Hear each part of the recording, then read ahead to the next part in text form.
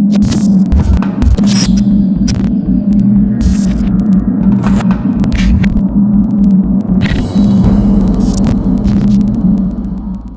வணக்கம். ஆனால் இந்த வீடியோவில் நம்ம பார்க்க போகிற படம் பார்த்திங்கன்னா 2010 ரிலீஸ் ஆன த ஃபேக்ட்ரி அப்படின்ற மூவி பார்க்கலாம். படத்தோட ஒன்லைனர் என்ன அப்படின்னு சொன்னால், அது விபச்சாரம் பண்ணக்கூடிய பொண்ணுங்களை வந்து கடத்தி கொண்டு போயிடுறானுங்க. ஸோ கடத்தி கொண்டு போனவங்களோட பாடி இது வரைக்கும் கிடைக்கிறதே இல்லை. ஸோ இது வந்து தொடர்ந்து ஒரு 3 வருஷமாகவே நடந்துகிட்ருக்கு. ஸோ இதை வந்து கண்டுபிடிக்க உள்ளே வர்ற ஒரு விசாரணைகள் நம்ம படத்தோட நாயகன். ஸோ கடைசியில் வந்து இவர் வந்து இதை கண்டுபிடிச்சாரா இல்லையா அப்படின்றதான் படத்தோட ஒட்டுமொத்த ஸ்டோரியும். இப்போது படத்தோட ஃபுல் ரிவ்யூக்கு போடலாம். படத்தோட ஸ்டார்டிங்கே பார்த்தீங்கன்னா வந்து ஒரு பொண்ணு விபச்சாரம் பண்ணக்கூடிய பொண்ணு ஒரு ரோட்டோரமாக நின்றுட்டுருக்கு. காதில் கடுக்கன் மாட்ட மாதிரி ஒரு கம்யூனிட்டி ஒருத்தன் காரில் வந்துட்டுருக்கான். மேபி வந்து அவன் தான் சைக்கோ கொலகாரனாக இருப்பான்னு நினைக்கிறேன். ஸோ அவன் வந்து அந்த பொண்ணுக்கிட்ட வந்து லிஃப்ட்டு கேட்குற மாதிரி கேட்டுட்டு அந்த பொண்ணை ஏற்றிட்டு போயிடுறான். ஸோ ஏற்றிட்டு போனதுக்கப்புறம் அவனோட வீட்டில் காமிக்கிறாங்க. ஸோ வீட்டில் காமிக்கப்புறம் அந்த பொண்ணு இவனை பார்த்து கேட்குது, நீங்கள் என்ன டாக்டரா அப்படின்னு. அவன் சொல்கிறான், இல்லை நான் டாக்டர் கிடையாது அப்படின்னு சொல்கிறான். அப்போ அந்த பொண்ணு வந்து சரி வெயிட் பண்ணி நான் பாத்ரூம் போய்ட்டு வந்துடுறேன் அப்படின்னு சொல்லிட்டு அந்த பொண்ணு பாத்ரூம் போகுது. இவன் பின்னாடியே போய் அந்த பொண்ணு பாத்ரூம் போகிறத எட்டி பார்த்ததுக்கப்புறம் இங்கே வந்து ஒரு கம்பியை நெருப்பில் சூடு காமிச்சிட்டு வெயிட் பண்ணிட்டு இருக்கான். அந்த பொண்ணு ஒதுக்கிறாது அந்த ஹீரோ அந்த காணா போன அந்த பொண்ணை கண்டுபிடிக்கிறதுக்காக. ஸோ அப்படி கண்டுபிடிக்கலாம் அதெல்லாம் அவங்களுக்கு காமிக்கிறாங்க. 3 வருஷமாக இது வந்து தொடர்ந்து நடந்துகிட்ருக்கு. ஆனால் காணா போன பொண்ணுங்களோட பாடியும் சரி, அதாவது டெட் பாடியும் சரி, எந்த ஒரு பாகமும் சரி எங்கேயுமே இது வரைக்கும் கிடைக்கல. அவங்க காணா போனால் அவங்க அப்படியே காணா போயிடுறாங்க. அதை பற்றி அவங்களுக்கு எந்த தகவலுமே நமக்கு கிடைக்க மாட்டேங்குது அப்படின்ற மாதிரி ஹீரோவுக்கு இன்ஃபர்மேஷன் வருது. ஸோ இதை பேசஸ் பண்ணி அவர் கண்டுபிடிக்கிறாரு. ஸோ இதை அப்படியே கட் பண்ணி இந்த பக்கம் காமிக்கிறாங்க. நம்ம சைக்கோ கொலகாரன் ஒரு மெடிக்கலுக்கு வர்றான். அங்கே ஒரு கருப்பாக கொண்ட நல்லா கரிமெட்டு மாதிரி ஒருத்தர் இருக்கான். கரடி குட்டிக்கு கடைசி பிள்ளைமாக ஒருத்தர் இருக்கான். அவன் வந்து அந்த ஹாஸ்பிட்டலில் மெடிக்கலாக ஒர்க் பண்ணுறான். ஸோ அவன் வந்து ஒரு மெடிசன்ஸ் எல்லாம் கொடுக்குறான். அதுக்கு உண்டான பணத்தை நம்ம சைக்கோ கொலகாரன் கொடுத்துட்டு அந்த கருப்பாக சொல்கிறான், இனிமேல் உனக்கு என்னால் மாத்திரை தர முடியாது அப்படின்னு சொல்ல நம்ம சைக்கோ கொலகாரன் ஒரு வீடியோ எடுத்து காமிக்கிறான். அந்த வீடியோவில் என்ன அப்படி இருக்குன்னா, ஒரு பொண்ணை ரேப் பண்ணுறான்.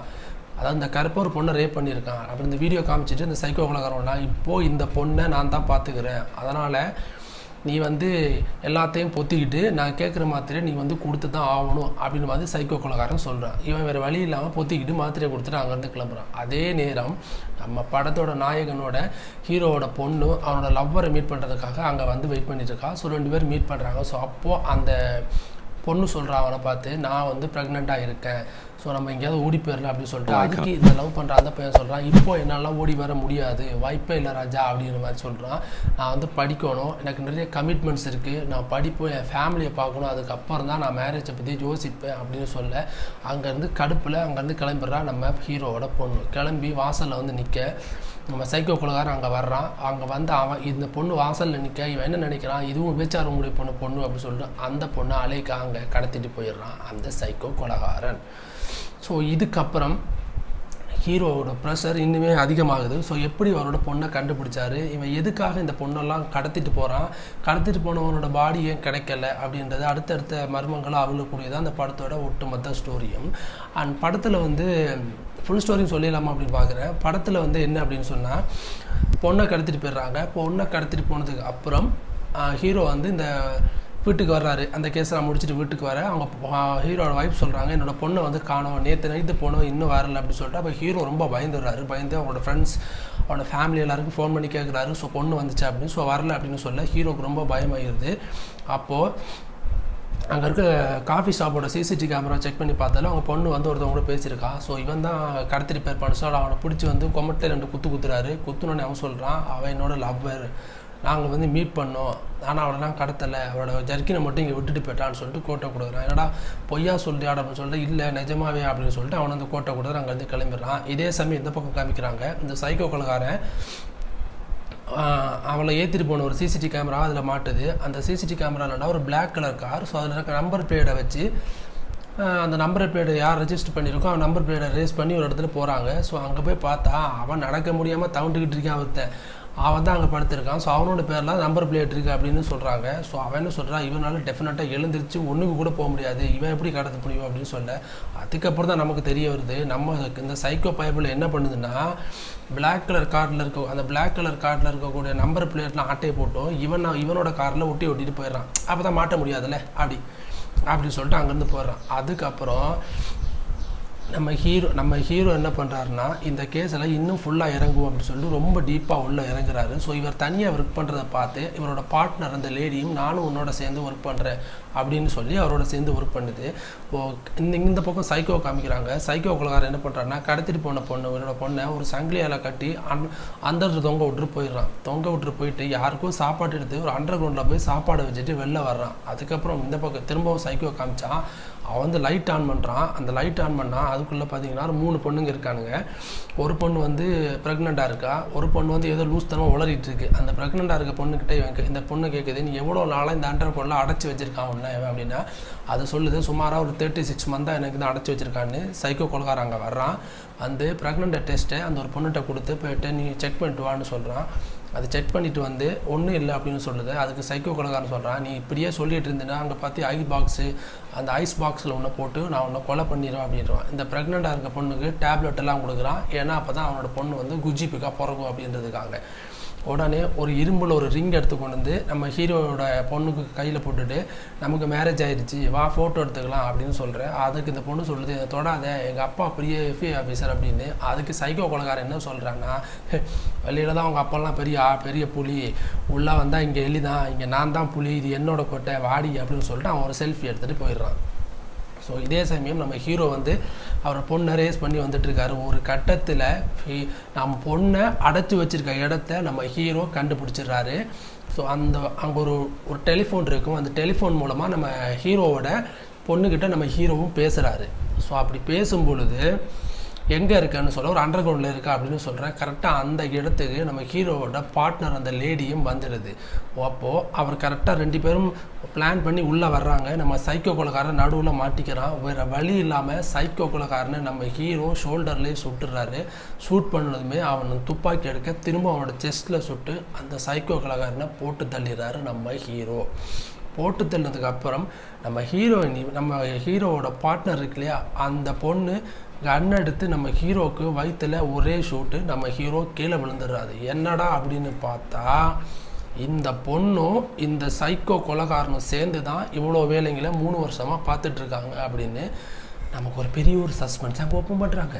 என்னடா அப்படின்னு பார்த்தா அந்த சைக்கோ கொலகாரனும் இந்த FBI லேடியும் வந்து ஹஸ்பண்ட் ஒய்ஃப். எப்படின்னா அந்த படம் போயிட்டு இருக்கும்போதே நமக்கு அடிக்கடி சின்ன ஒரு ஃப்ளாஷ்பேக் மாதிரி ஒன்று காமிப்பாங்க. அந்த ஃப்ளாஷ்பேக்கில் நம்ம சைக்கோ கொஞ்சம் இளமையாக யங்காக இருக்கிற மாதிரி காமிப்பாங்க. ஸோ என்ன அப்படின்னு சொன்னால் இவங்க 2 பேரும் ஆல்ரெடி மேரேஜ் பண்ணிக்கிறாங்க.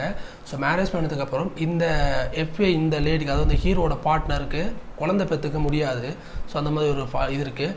ஸோ அதனால் என்ன பண்ணுறாங்கன்னா இந்த மாதிரி ரோட்டோரமாக இருக்கக்கூடிய விபச்சார பொண்ணுங்களை கடத்தி நம்ம சைக்கோ அவங்களுக்கு குழந்தை கொடுத்து அவங்களுக்கும் ஒரு வாழ்க்கை கொடுத்து அது பிறக்க போகிற அந்த குழந்தைய இவங்க வந்து அப்படியே வளர்க்க போகிறாங்க. அதுதான் அவங்களோட டார்கெட். ஸோ இதுக்காக தான் ரோட்டோரமாக இருக்கக்கூடிய அந்த விபச்சாரம் பண்ணக்கூடிய பொண்ணுங்களை கடத்தி கொண்டு போயிருக்காங்க.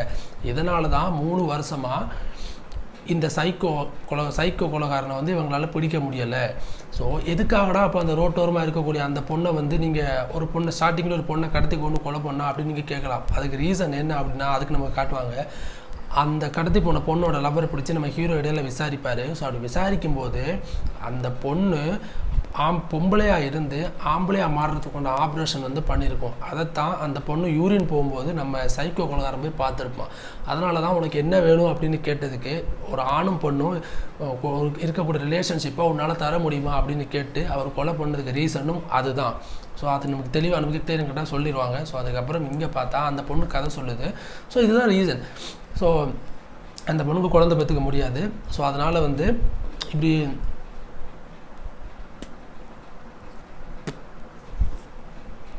குழந்தை பார்த்த முடியாது. அதனால் இப்படி விபச்சாரம் பண்ணக்கூடிய பொண்ணுங்களை கடத்தி கொண்டு அவங்களுக்கு பிறக்கக்கூடிய குழந்தைங்களை வச்சு நம்ம பெரிய ஒரு ஃபேக்ட்ரி மாதிரி ஒரு ஃபேமிலி மாதிரி வாழலாம் அப்படின்றது தான் இவங்களோட பிளான் அப்படின்னு அந்த பொண்ணு கதை சொல்லிட்டு இருக்கும்போதே நம்ம ஹீரோ கன் எடுக்கிறாரு அந்த பாட்டில் சுடுறதுக்கு. ஆனால் அந்த பொண்ணு பெரிய ஒரு கன்னை வச்சு நம்ம ஹீரோவை நெத்தி போட்டு ஹீரோவை போட்டு தள்ளுது. கிளைமேக்ஸில் போட்டு தள்ளதுக்கப்புறம் நம்ம அந்த வில்லி பொம்பளை இருக்க அந்த FBI அந்த லேடி கீழே வந்து ஹீரோவோட பொண்ணுக்கிட்ட பேசிகிட்டு இருக்கு. ஸோ அப்போது அந்த இடத்துல FBIயும் வந்துடுது. ஸோ அவ்வளோதான். அப்படியே சீன் அப்படியே க்ளோஸ் பண்ணுறாங்க.